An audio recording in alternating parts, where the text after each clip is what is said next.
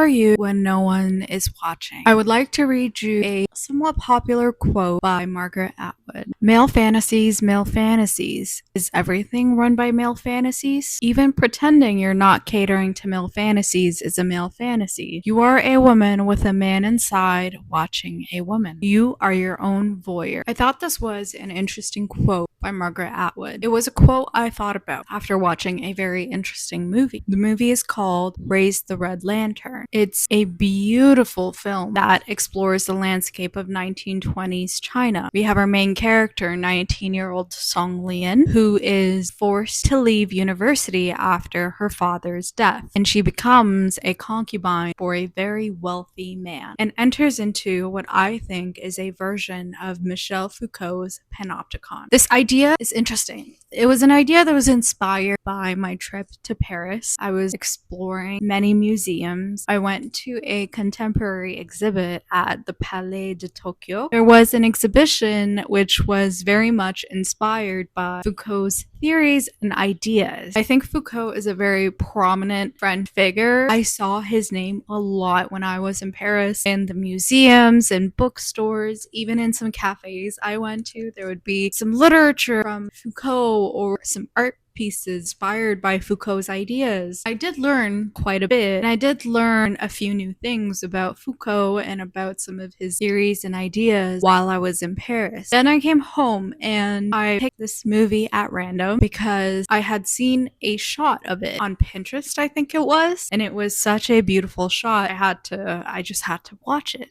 After watching it, it made me think back to my time in Paris and my experience in Paris and of some of these ideas and theories from Foucault. One of them is the Panopticon. Now, the Panopticon is a prison design proposed by Jeremy Bentham. The idea is that there is a central tower with a guard who overlooks all of the prison inmates. The guard is able to observe the inmates without being observed themselves. Theoretically, this would allow the prisoners to internalize this surveillance and end up regulating themselves and disciplining themselves rather than having the guards do it. They would never know when the guard is watching them or when they're being observed. So it would feel as though they're being always observed. And Foucault took this idea and applied it as a metaphor to power in society. Modern disciplinary power usually found in big institutions like schools, hospitals, workplaces, and so on. The idea is that individuals are always monitored and they're always visible, and this creates a culture of self-discipline and conformity. And it was able to explore the idea of surveillance, power, and discipline through an additional context of gender and powers within gender. Now, this was specifically applied to 1920s China, but I think there's a lot in this movie that can also be applied in society today. And I would recommend, before we go any further, if you have not watched the movie, then to watch the movie and you can come back and we can continue this discussion. To me, the Chen household is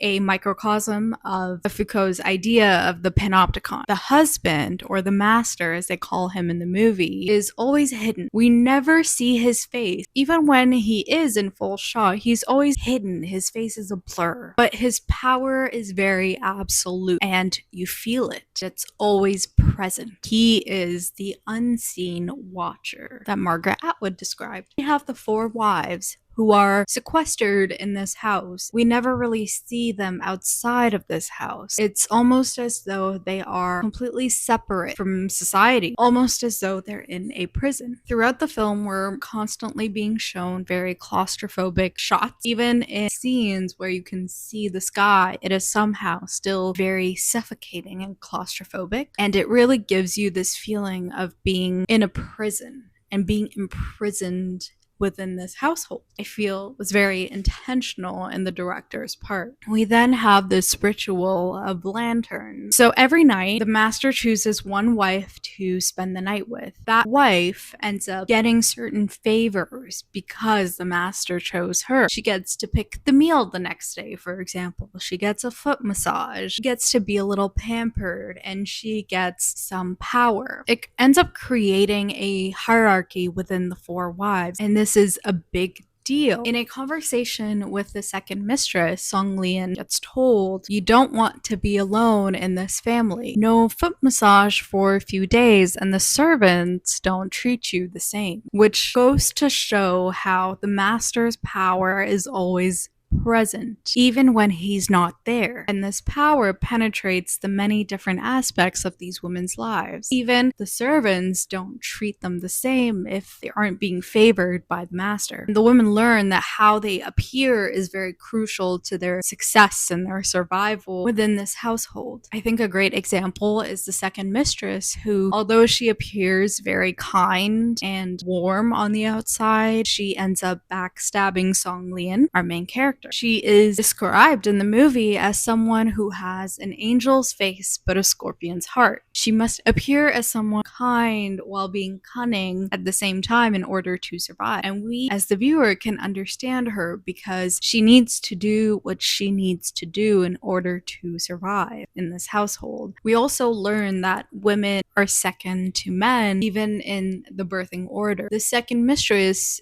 seems to be kind of on the lower rung as far as the master favors goes, because she also has not been able to produce him a male child. And we learn that that is going to create a lot of trouble for her in her status of hierarchy. It's interesting because Foucault, in his book Discipline and Punish, discusses how the ways in which the Panopticon turns individuals themselves into the bearers of power. They become their own guards. We even see the main character embody this when she learns that the maid is having an affair with the master. She ends up humiliating and destroying the lanterns which the maid had stolen as a way to reestablish herself after her own humiliation back into the hierarchy. Another book which I took inspiration from was Ways of Seeing by Jean Berger. There's a very interesting quote in the book. "Men act and women appear. Men look at women, women watch themselves being looked at." And we see this in the film. The male figures dictate how the women appear and the women internalize it. An example of this is when the second mistress asks Song Lian for a haircut after the master told her that she would look younger and prettier if her hair was shorter. She is performing for the master. We see the effect of this performance on the women, and it creates a type of panoptic self-discipline. No one is really able to fully relax in the household as they are constantly aware of being watched and observed at any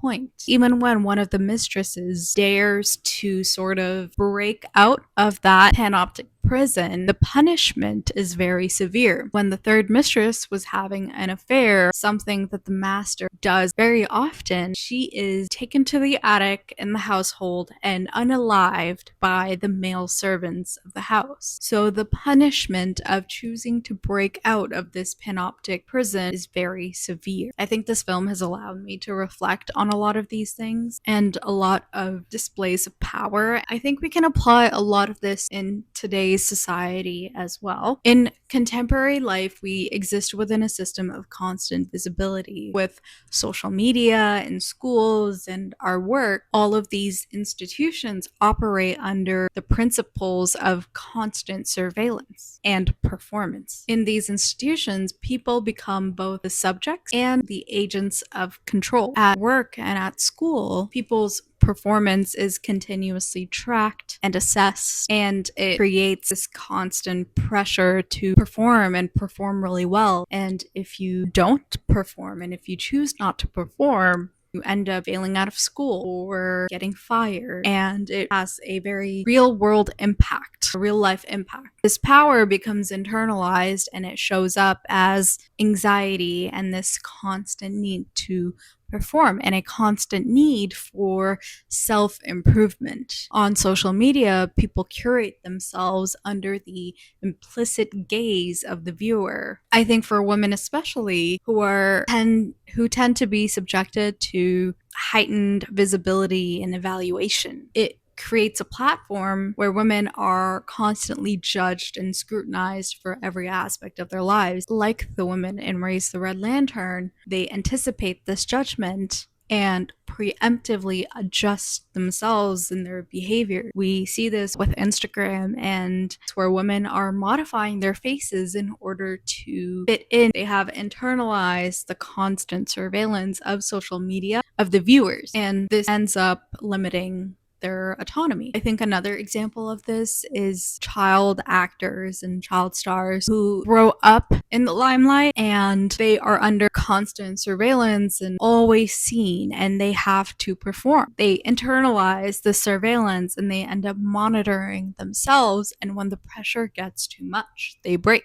And then they're ostracized by society. And I bring this example up because in the movie, when Song Lian ends up calling out the men, the master, for unaliving the third mistress, she gets called crazy. The master tells her that she didn't see anything, and her mind effectively just breaks, unable to fully comprehend what had happened. And this is very similar to what we see in real life as well with these child actors and these child stars who become completely ostracized. And Song Lian herself becomes completely ostracized from master and the rest of the household, and she gets called crazy. I think Foucault challenges us to see power in all of its forms and how we choose to regulate ourselves and each other. And I implore you to see it as well. I think we can all take some time to reflect in how power appears in our daily lives and how we ourselves survey ourselves to perform for this ever-present power, whether that's work or school or even social media. The film very poetically displays these ideas, and I found it to be very thought-provoking and challenging, and it inspired a whole deep dive into power and freedom and also conformity. So if you haven't already, you should go watch the film. Bye-bye. Peace out. No blueberries this time.